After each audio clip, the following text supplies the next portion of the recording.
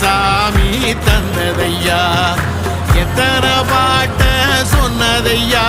அத சுத்துற பூமி கண்டதையா அடிச்சு வீசும் காத்துலையும் அந்த தகப்பனாச சுத்துதையா பிடிச்சு பூக்கும் விதையிலும் ஒரு வம்சத்து கதையே உள்ளதையா 100 தலைமுறை சேர்ந்து செதுக்குன ஈர நலம் இது பாறையா வாழும் வரையிலும் நீயும் விதைக்கிற கடமை இருக்கு கேளையா